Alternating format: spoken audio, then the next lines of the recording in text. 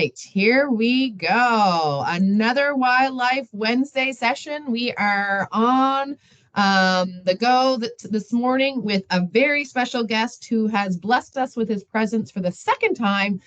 Very excited to have Nathan Robinson with us. And just so that you know, I'm Deneen Diamond from the Center of Excellence for Health, and we are providing Wildlife Wednesday sessions. Once a month, I'm working with my beautiful partner, Chris Buckingham, who is from the Department of Tourism.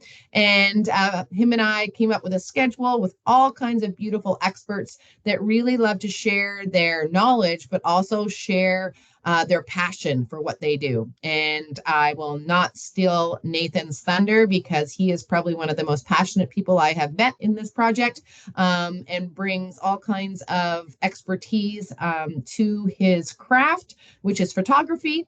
And I am going to hand it over to Nathan. Oh, before we do that, can I have teachers put on their cameras and show Nathan who is here, and just have the students wave at us? We love to see the students. So it'd be great to see them and give us a wave. Awesome. There they are. Perfect. Thank you so much. Lovely to see you. Mhm. And there's Miss Corey's class. Hello. Small crew, but mighty. I love it. Welcome. All right. Nathan, without further ado, I'm going to hand it over to you. All right. Just first off, I'd like to thank the province for having me on. Last year we did this. It was a success. I had a blast. And I'm thankful for all the students and the teachers to take the time out to come to hear what I have to say and what I have to present. As you all know, I guess now, my name is Nathan Robinson. I'm the owner and operator of Nathan Robinson Photography. And I am basically, this is who I am. I am primarily wildlife photography in the province, but I do shoot some other stuff, which we'll get into a little bit later. So I do live in Fredericton, New Brunswick. I was actually born in Perth Andover, New Brunswick. Still consider that home. Every time I go up north to the Plastrock area, when I drive, I see the Perth Andover sign. I still feel like I'm home. So I love that area of the province. It's so beautiful. I'm married. I have no kids, but I got a beautiful and a supporting wife that supports me 110%, and her name is Mimi. And I do have a full-time job. This photo gig isn't full-time yet.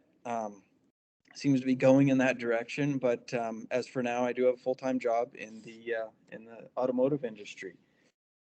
And so maybe I'll just share a little bit about my photography journey. It basically started out with wildlife. I'm very passionate and I enjoy moose hunting actually. And after a moose hunt, a successful moose hunt, I decided that I'd pick up a camera and start taking pictures of our hunting and fishing experiences.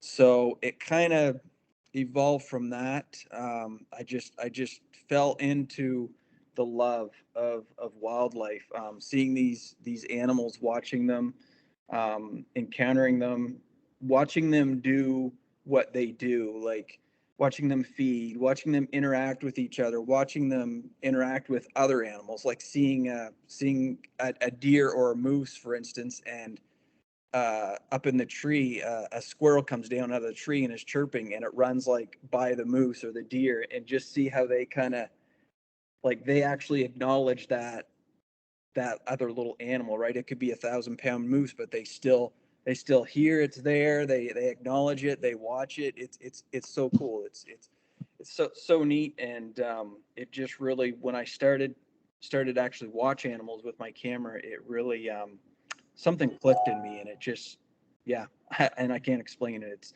It's really cool and a really unique feeling. So I'm just going to scroll through a few images. Here's a nice black bear that I photographed a few years ago up in the Napadogan Juniper area.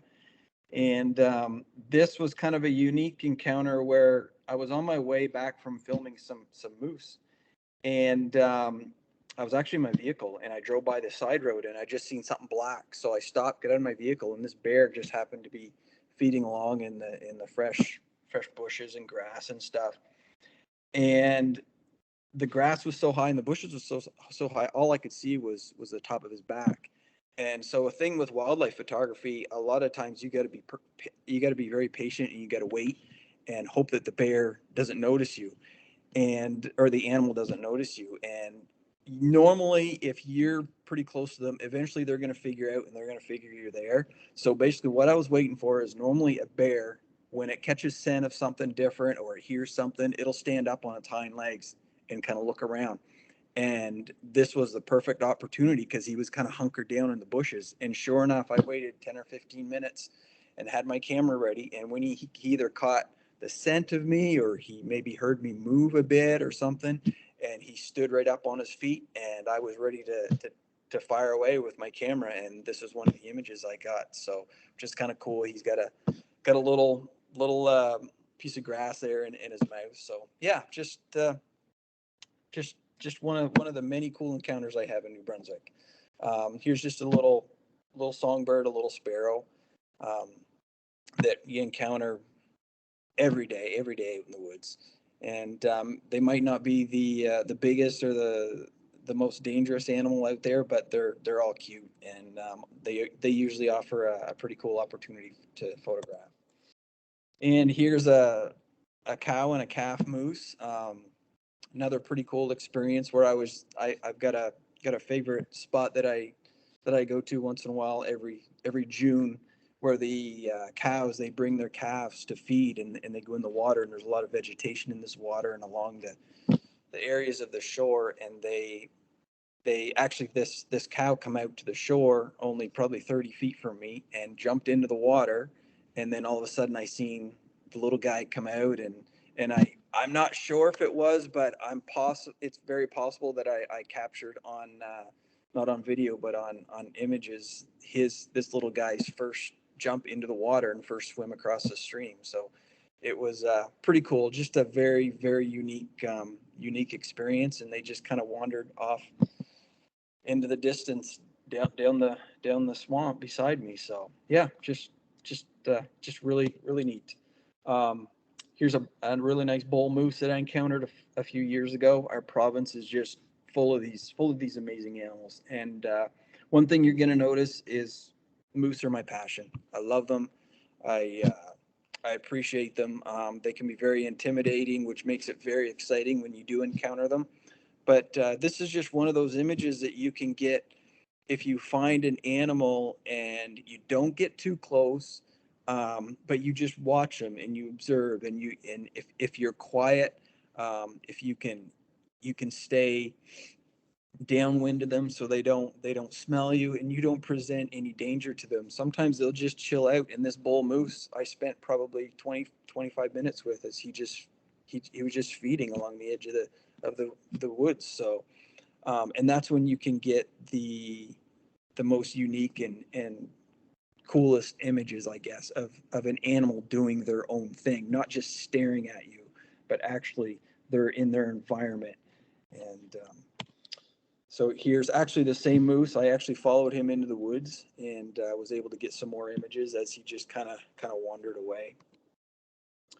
Here's a calf moose in the fall. The reason why I showed this image was, actually, if you notice the two bumps on his head, just above his eyes, um, this is basically a cow, or sorry, this is a young bull.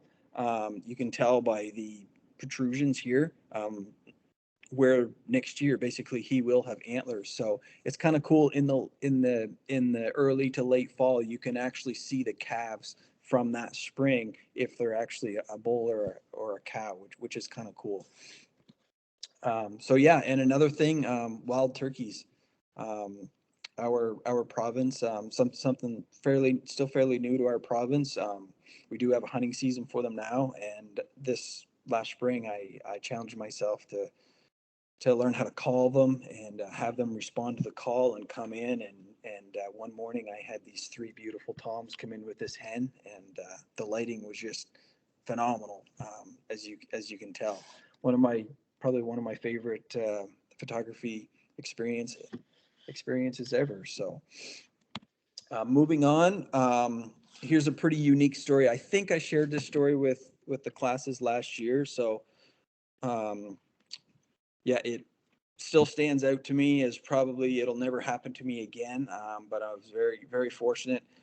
It just goes to show and prove how important it is to be in the woods, even if you really have no target species to go after, but just spending time in the woods because you really know you have no idea what's around that next corner, what's on that horizon, what's going to happen 5 minutes from now, and this is total proof of that. So this is actually I was kayaking 2 years ago in spring along the St. John River in the Grand Lake Meadow area, which is down around Sheffield and Jimsag. And at that time of the year in April and in May, the St. John River floods. So basically, I was just down there looking for some wildlife in the kayak, just basically enjoying a nice afternoon paddle through the woods. And I just happened to go by this big tree that you can kind of see in the center of that image there, and I just happened to look up over my left shoulder, and I seen something black, and my first instinct was that it was a raccoon. And so, anyways, I kind of got in position and looked at backed off a bit so I could kind of I had a better angle to see, and there was actually a cub bear up in the top of this tree, and so that's one of the images that I was able to capture of him. Actually, he actually fell asleep in the sunlight. And so basically the mama bear, the sow, she had her cubs denned up in this old rotten hollowed out tree, and the floodwaters had come up that spring, and they're kind of trapped in there. I could see where mom had been climbing down the tree and swimming to shore, and obviously she was going to feed and coming back and tending to her cubs, but maybe it was the perfect location for them, even though it was flooded. They were really safe in there. So actually, I could hear them down in the base of the tree, and when they would climb to the top, you could actually hear them, their nails and stuff as they were climbing to the top. So it was very unique. So this was one of the images I captured, I think, on day one. The first day I just seen one cub bear, and then I went back the second day, and I didn't see the cubs, but I seen mom come out. So that was pretty unique experience and intimidating experience because sows with cubs, if you ever do see them out in the wild, they can be very, very protective of their cubs. So be very, very aware of them. If you do see cubs, there's probably a sow around, you might just want to just leave the area. But yeah, so she kind of come out, and so there's a couple images of her. She wasn't very happy I was there, but she eventually just went back down with her cubs and did their thing. So on the third day, I seen the two little ones come out. So didn't see mom. I'm assuming she was off feeding somewhere, and so I hung around for a bit and got some more images. So that was 3 back-to-back days that I was able to photograph these beautiful animals just by being out there, being in the right spot at the right time. And yeah, so anyways, from that, I do a lot photograph. Like I said, I do photograph some other things, just not wildlife photography, but bass tournaments in New Brunswick, the NBSFA. I did some B1 fishing in Quebec, Maramie Striper Cup, NB Bass now. So I'm probably involved with 10 or 12 of those events every year.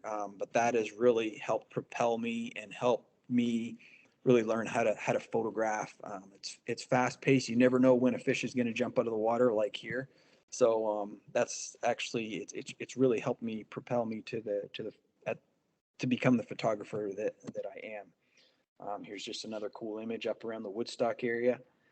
And so, yeah, I've been lucky enough to do some Miss New Brunswick portraits in the past. That kind of got me into the grad portraits and the wedding stuff. And I soon realized that, yeah, it's fun, it's good money, but it just wasn't my passion. So I still do it here and now, but I prefer to spend my time in the wildlife, in nature, sorry.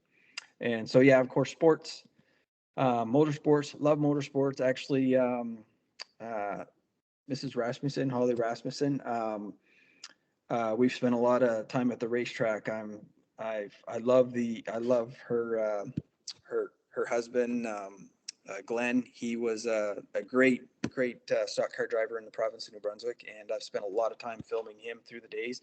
And now her son Ian has picked up the steering wheel and doing very well. So I don't get out to photograph motorsports as much as I wish I could, but I do try to get out there a couple times a year. And so yeah, glad to have Mrs. Rasmussen with her students online for the presentation today.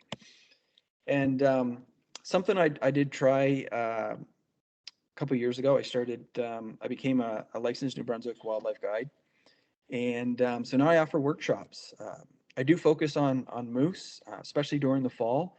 But this year I'm going to be taking clients out for wild turkeys, fawns, whitetail fawns in the summer or early summer. And yeah, I just love to show people. I love to see people's interactions with wildlife. I love to see their reaction to seeing those animals. I love teaching people, and it's not only about me teaching somebody else, but I always seem to learn something too.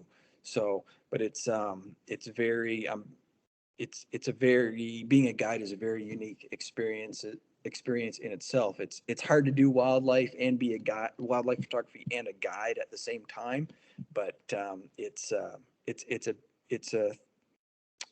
real joy to see somebody else experience what I get to experience. So yeah, this is just another picture. This was actually my first client ever 2 years ago. He was from Dubai, and he had never photographed a calf moose. So you can see the cow and the calf out in the distance, and he actually seen three calves that day. So that was a big success, and pretty cool to actually have somebody come all the way from Dubai to go on a moose photography workshop. So yeah, and just some more clips of some clients interacting with animals. So we're going to move from that, and we're going to get on to gear. To start with, your cell phone. If you have a cell phone, that is a great way to start to learn to take a picture. There's all sorts of things like there's lighting. Lighting makes a great image, and composition, how you position the animal or the person or the mountain or the waterfall in that image. So if any of the students are interested in learning how to become a wildlife or a nature photographer, I highly recommend don't buy a camera. Just use your cell phone. If you don't have a cell phone, either buy a cheap camera or get a cell phone just to take pictures of. Because I thoroughly believe that if you can't take a picture with a cell phone, with an iPhone or Samsung, whatever, you're not going to be able to take a good picture with a $10,000 camera. Trust me, it just won't happen. There's a lot of basics that go into wildlife or nature photography that stem from just being able to get that animal in the right position and in the right lighting at the right moment. So, and using your cell phone camera, you can practice on friends, um, in, at school, playing in the playground, or go out with your parents, walking through a nature trail somewhere, and just practice that composition and that lighting, and practice catching the moment. And then once you become better at that, then you can get yourself a really nice camera. I shoot a Canon. This here in the pictures is Sony. They all make great stuff. Nikon, Sony, Canon, Fuji. They all make great gear. So but yeah, and another thing that's really fun to play with is a GoPro.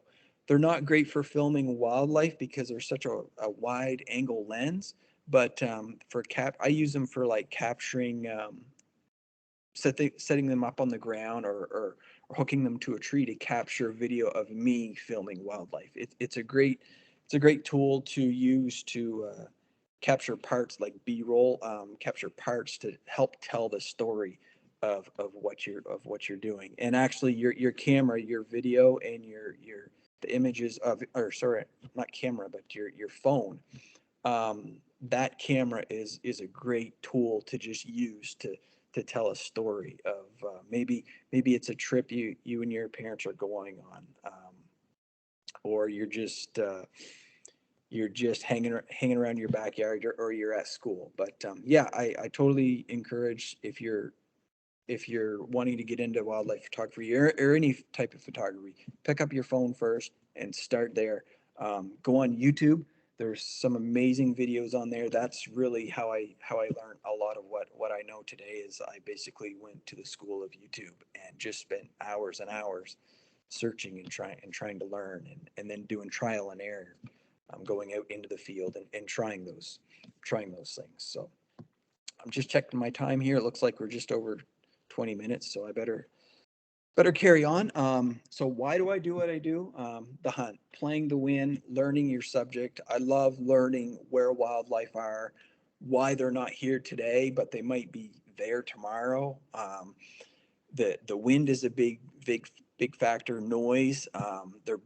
They're most animals, their senses are a lot more attuned to their environment than a human. So you really got to, that's a big challenge. And that's what I really enjoy about it. A lot of times I get busted. The animals know I'm there before I can even see them, and they leave the area. So it's, you just got to keep trying, and as you figure it out, as you figure out your animal, you just kind of get better at it. And so so then that kind of goes on to close encounters, and spending time with animals is very addictive. And yeah, it is very addictive. Finding that animal, because it it may only happen 20% of the time that you go out that you find it, but when you do, it's like you achieve something. You won the game, you won the match, you were able to beat that animal's senses, and that in itself becomes very addictive. And something about a moose or a bear, a large animal like that, they're very intimidating, and that in itself, I don't know, I must be some kind of an adrenaline junkie or something, but that in itself is very addictive. That adrenaline rush. I really can't explain it. That's kind of why I like doing the wildlife photography guiding, because I get to show these people this is what it's like, right? So, and then there's the challenge of finding wildlife in beautiful light. Um, I find a lot of wildlife that's not in light, and I just watch them, and I don't even take a picture because it's not going to create an image. So that's another challenge in this art of wildlife photography. So hard. That's probably the most challenging thing, is finding wildlife in good light. And if it is maybe bad light, knowing how to use your photograph or your camera to create a good image with that bad light, and in your editing as well. So there's yeah, yeah, it's fun, it's challenging, but yeah, it's like it's kind of like playing a game, or a sport. You're not going to win every time. You're not going to come out on top, but when you do, it's always awesome. Another thing, I can do this 365 days a year. Um, yeah, that's plain and simple right there. Like, if for moose hunting, I love moose hunting, but I can only do it 5 days out of the year. Now I can do it 365 days out of the year, and I learned so much more for spending so much more time in the woods. I am a better moose hunter now than I was a few years ago, before I started wildlife photography. So, another thing are the people and the friends I made along the way. I've I've made friends with people from Dubai, from Florida, all over the states, just doing my photography guiding. And then people you just see out while you're taking images. You might be out in the woods, and you just come across somebody else driving down the same road you're walking on, or drive by, and I've made so many friends that way.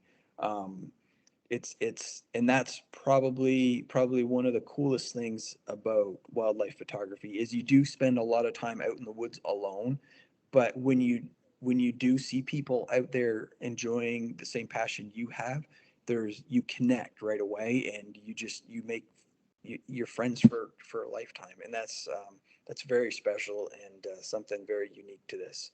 And another thing is, I love to showcase what our beautiful province has. We've been overlooked for so many years, and it's so awesome to be able to show people what we have that is very underutilized and very underappreciated. So, um, yeah, get out there, because our province is just full of amazing waterfalls, nature, wildlife. It's jam packed with it.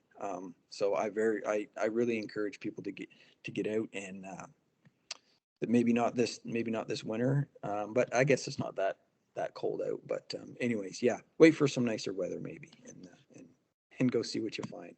So anyways, I'm gonna go over some tips and tricks here. Um, Another one of the biggest keys is you got to get up early. That's prime time. If I see 10 moose in a day, I'm going to see 8 of them in the morning, that first couple hours. And that goes for most wildlife too. Um, a lot of wildlife spend most of the night wandering, feeding. They're nocturnal, and especially for moose and deer and bear. And as soon as that bright light gets up higher in the sky, it aggravates their eyes. It gets warmer. They're larger animals, so they just basically go and they find somewhere cool, and they just lay down. And then it's really hard to find them. So yeah, get up early. Um, get up and be at your spot before sunrise if you can. And same goes for like late in the evening, late in that last hour, 2 hours. That's when animals tend to get up, and things start to cool down, and they tend to start to wander, and that really ups your chances of seeing something. Study your subject. If it's moose that you want to find, or if it's bears, go on YouTube and start watching documentaries on those animals. Um, Start learning where they live at certain times of the years. Moose during the summer, they tend to hang out around more wet areas. It's cooler. They can cool off in the water. Then in the fall, they tend to move a little bit higher. They move up onto the hardwood ridges and stuff for feed and stuff. So you kind of got to learn your animal. Same goes for, like, say if you want to photograph eagles. Well, you're probably not going to see an eagle out in the backside of a big potato field or something. You're going to want to go to a river or a lake, where, because a eagle primarily feeds on fish, so you're going to want to go to that large body of water where they're going to hang out. Learning your camera gear, whether it's a phone, like an iPhone, if you do have a nice camera, a GoPro, learn your gear, use it. The easiest way to forget about to forget how to use your gear is not to use it. And this happens to me all the time. I'll lay some of my gear down, or I'll have it with me, but I just don't pull it out and use it. And then it's like, and then I go to use it, and I'm like stumbling. I'm like, okay, how do I do this? How do I do this again? And it is frustrating, but learn your camera gear and then keep doing it. And the more you do it, the better you're going to get at it. And it's just going to become like what they call muscle memory. When you pick up your camera, you don't even have to think about what you're doing. You just do it, and you capture the moment. Be persistent and patient. Um, my wife will tell you that I'm not a patient person at all, but I say I'm very persistent. Um, I get I get pretty wound up in the woods a lot of times when nothing's happening, but you just gotta stay at it. One thing I've learned to teach myself is every hour that or every day that I spend in the woods, I'm 1 hour or one day closer to something amazing happening, because I know it's happened so many times that just around that next corner, I walk over that next knoll, something amazing, phenomenal could happen. So that's kind of what just keeps me going, and that's kind of what I've learned. But yeah, try to be patient. If you're not a very patient person, be persistent. Just go out for maybe an hour or two. And that's great, because then you can just go out in those early hours. You don't have to spend all day out in the woods. Just hit those prime time hours, and that'll really increase your chances of success. And another thing is learn from others. Um, if you see somebody that is a better photographer than you, learn from them, ask them questions, don't be afraid. I've learned so much from other photographers. I've learned stuff from wedding photographers, from wedding photography and portrait photography that I now use in wildlife and sports photography. There's always something to learn, and who knows, you may make a great friend. And I've made, by contacting people to learn from them, I am now friends with them. And like I said earlier, you can always, I'm sure those people have taken away something from me. They've learned something from me, because we all have something to share, and we can all learn. So yeah. Um, Other than that, I think that's everything. And I guess, what time is it? We've got about 30 minutes in. So yeah. Um, is it question time? It's question time. Thank you All so right. much, Nathan. That was absolutely lovely, as always. And if you just want to stop sharing your screen and we'll put everybody on the screen, that would be lovely. So I always have so many questions.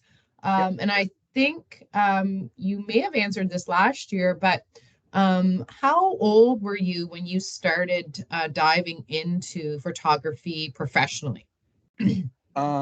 I'm 43 now, and I grabbed a camera when I was 35, but I didn't really start really diving into it deep until probably about 4 or 5 years ago.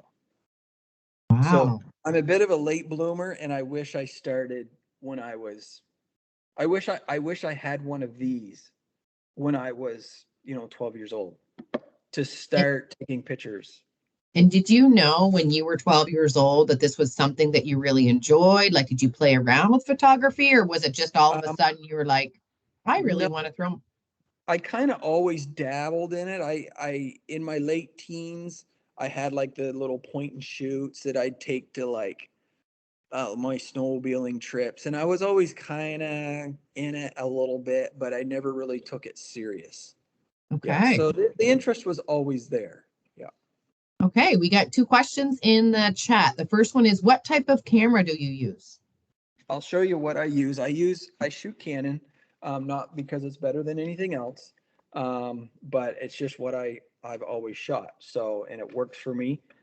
This is a Canon. It's new technology. It's mirrorless. It's a new type of camera. They're very fast, really good in low light. But they're kind of taking place of the traditional DSLR, which still are great cameras. I still shoot with a DSLR too, but this is a 100 to 400 millimeter lens. It's not a huge lens. It looks big, but it's not crazy big, because I tend to shoot with moose and bear and deer, larger animals, so I don't need that longer reach to capture those smaller animals. But basically, yeah, just Canon, and like a 100 to 400 lens. I started when I started with wildlife photography. I started out with a Canon 300 millimeter lens, and that'll go take you a long ways and really get you started. Yep. Awesome. Next one is, how many hours was the guided course? Um, my guided courses are, I do half days and I do full days, and my moose tours are generally full days. Because in the fall you have a shorter window period, like a shorter window of time. The days are shorter. But during the summer, if I go out, it's usually a half day, or we'll shoot in the morning and then we'll go out and shoot in the evening. Yep. And this is a good one. Have you had any dangerous encounters? Very surprisingly, very, very few. Really, the only one that I could say that I was actually in trouble was a few years ago. It was in the spring, and I was filming I was filming a cow and a calf, and I didn't see there was another cow kind of going walking around me like this at the edge of the woods, and I didn't see her until she got right across from me, and I looked over. And animals, when you get used to them, you can kind of tell their demeanor, if they're threatened, if they're trying to threaten you. And she had her head down, she had her ears pinned, and she was staring me down, and I could tell she wasn't happy. So to make a long story short, she basically, I was in a field and she was at the edge of a field, and I basically she started to come towards me, and she got so close that I basically didn't turn my back on her because she was close enough. A couple steps, she could have clobbered me. And she just basically pushed me out of the field. She was coming this way, and I was walking backwards as she was. And yeah, I could tell she was, I'm assuming she had a young calf that I didn't see. And so, yeah, that was really the only time that I really feared for getting hurt. I thought I was going to get hurt because I knew it was so close that if she took a couple steps, she was on top of me. Yep. Very scary. Okay, the questions are piling in. This is lovely. Do you sell your pictures to magazines or other places?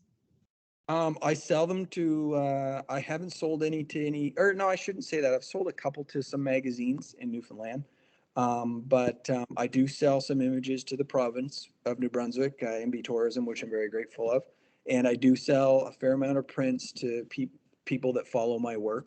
I actually just sent some stuff over to Newfoundland a couple days ago. So, yep. Awesome. And what is the furthest you've been to get a special picture? Mm.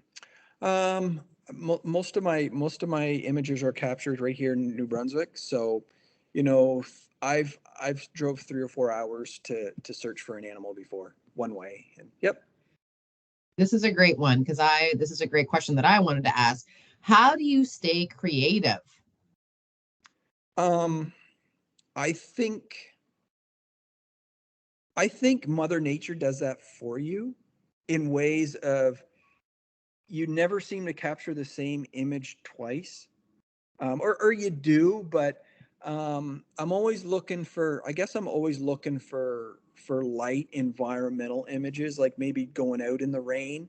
But I find if you focus on, oh, I want to capture this animal in this certain situation, it may not happen. So what I find is just get out in the woods, and you're gonna capture images that make you look creative, I guess. Yeah, because Yeah, there's so many different types of environments in out there in the wilderness.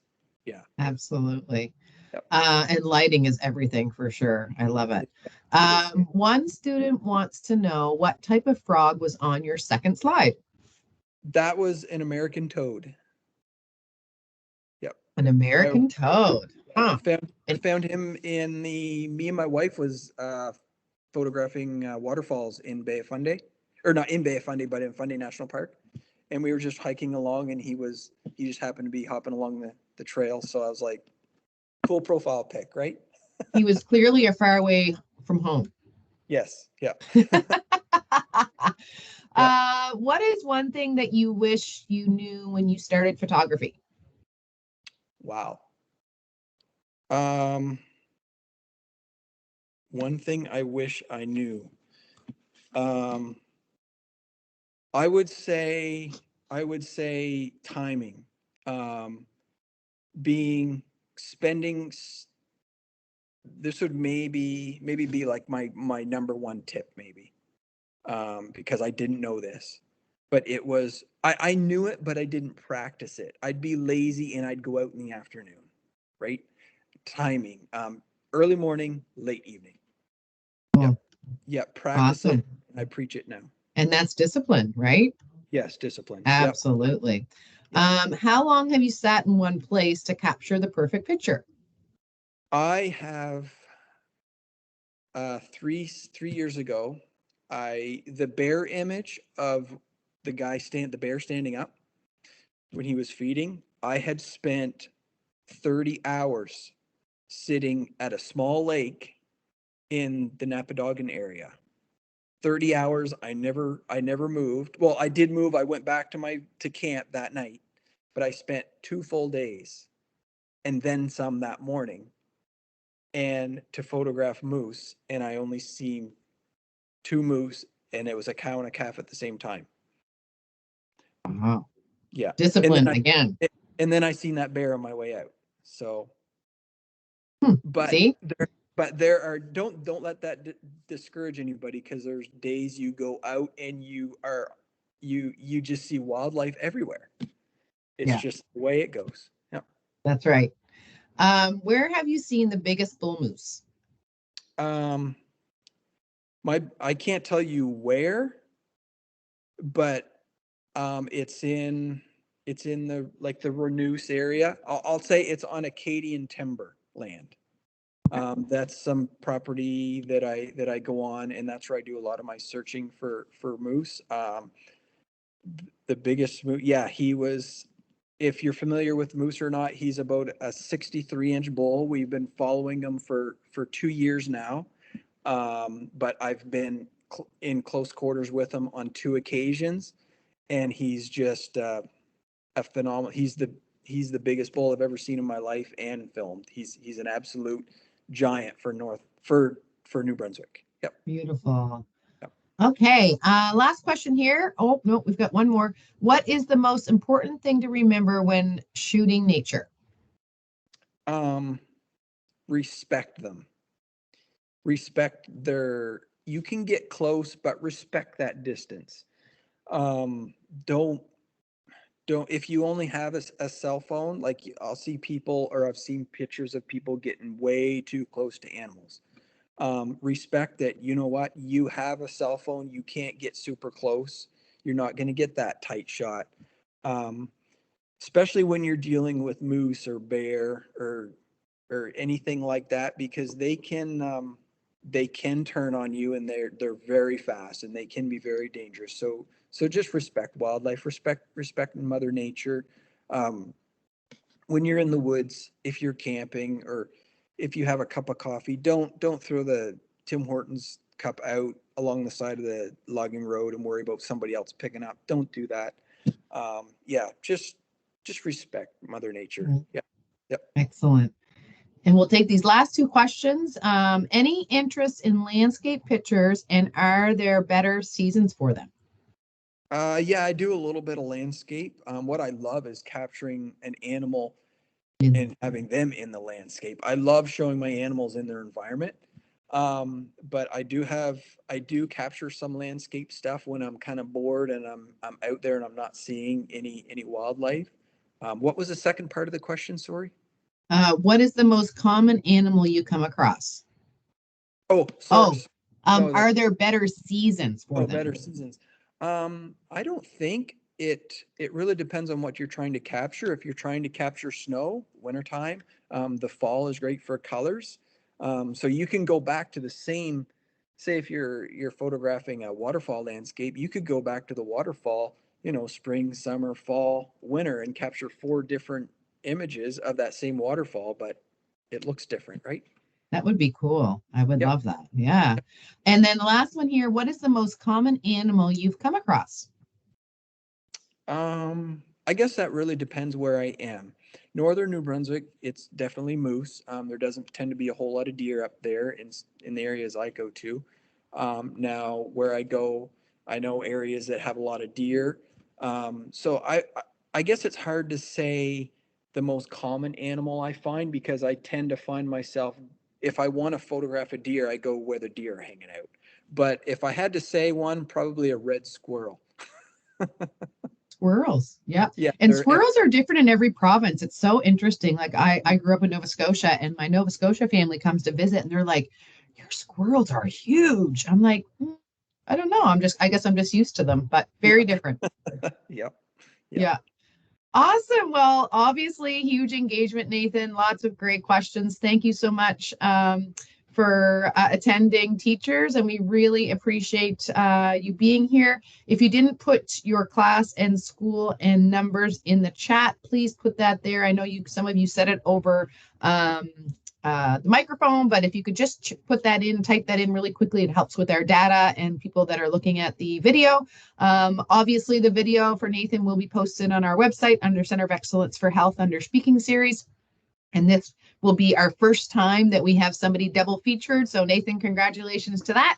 And I think it speaks volumes to your passion and excitement for what you do, and also really speaking about how your craft and your passion lends to your positive mental health. And I think that's so important for our youth to hear that if you're something that you're passionate about and you really go for it, you can make it your career. And it takes a lot of hard work and perseverance and discipline. We talked about today, resiliency, all of those good things, but certainly not something that you want to take lightly. So if there's something out there that's making you passionate, especially if it's outside in nature, please ask questions. Reach out to us, see if we can hook you up with an expert and maybe do some one-on-one. That's what we're here for. We would love to see everybody outside and enjoying this beautiful weather. So from the Center of Excellence for Health and Department of Tourism and Nathan, I'm going to sign off, but take time to get outside, feel the brisk air today, and happy Lunar New Year. Thank Have you, a guys. great day. Thanks. And I just stopped.